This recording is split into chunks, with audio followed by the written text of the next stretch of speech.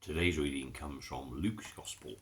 It's Luke chapter 18 and verses 9 to 14, and is the unique parable of the Pharisee and the tax collector. Jesus also told this parable to people who were sure of their own goodness and despised everyone else. Once there were two men who went up to the temple to pray. One was a Pharisee, the other a tax collector. The Pharisee stood apart from himself, or by himself rather, and prayed, "I thank you, God, that I am not greedy, dishonest, or an adulterer like everybody else. I thank you that I am not like that tax collector over there. I fast 2 days a week, and I give you 1/10 of all my income." But the tax collector stood at a distance and would not even raise his face to heaven, but beat on his breast and said, "God, have pity on me, a sinner." "I tell you," said Jesus, "the tax collector and not the Pharisee was in the right with God when he went home. For everyone who makes himself great will be humbled, and everyone who humbles himself will be made great." It's quite a striking parallel, isn't it, as the parable often is, betraying a human truth that we can all relate to.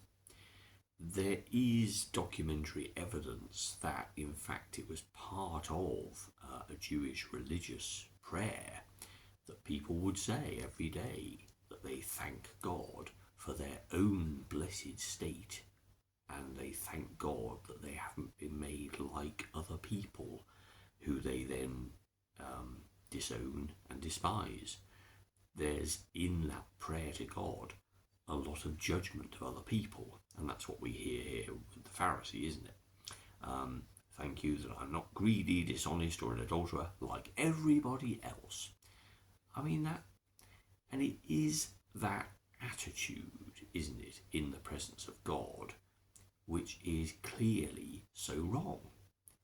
Because to be in the presence of God, as Thomas found in the upper room, is to be blown away by beauty and truth, strength and power, joy and amazement, because God is God, not like anything else that you can just look at or engage with and put on one side and think, interesting.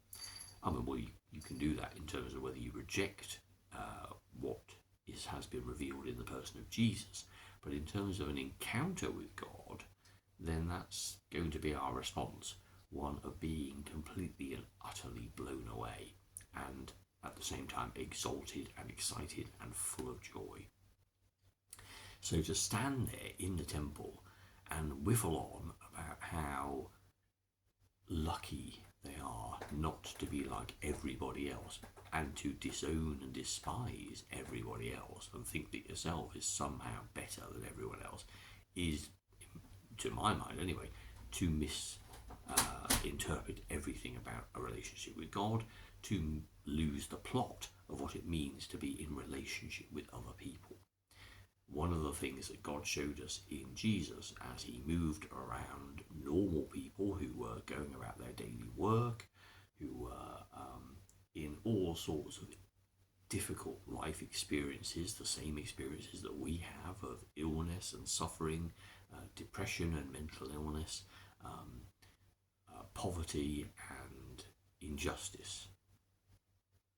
What we see with God moving in amongst those people is compassion and love and a total lack of judgment, a complete and utter unity and oneness, a care and a love born of the fact that we are the same, not different, that there are no barriers, there is no room for division or prejudice or malice based on just tradition or upbringing or culture.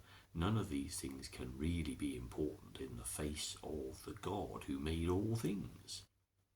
It's certainly perhaps a more normal, natural human desire to create tribes, to know who you belong to and who you trust, and therefore everyone else who you don't. That's not a bad way to be when you're trying to survive out in the wilds.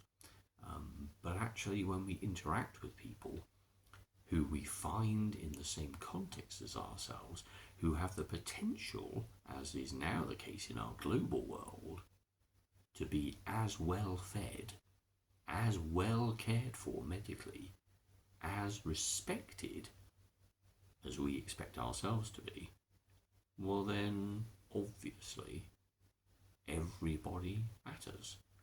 There's no sense of us being tribal any longer. That's gone in our evolution and our pattern of development.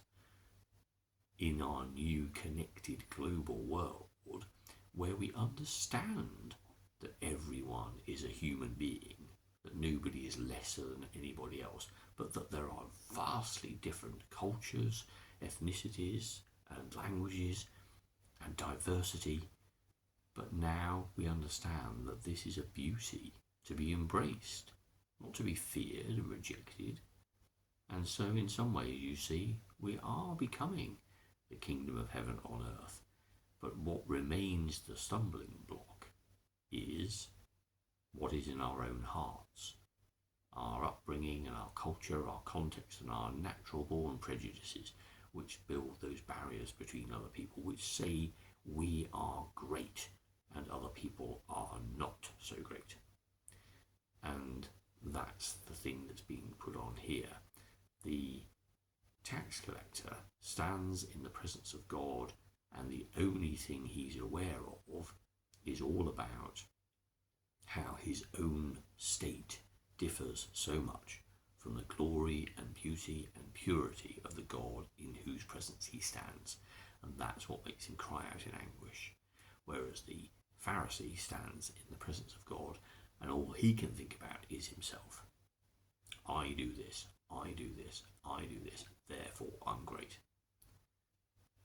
And it is simply that missing of the good news. It's the standing in the light of God and preferring to have an umbrella over your head.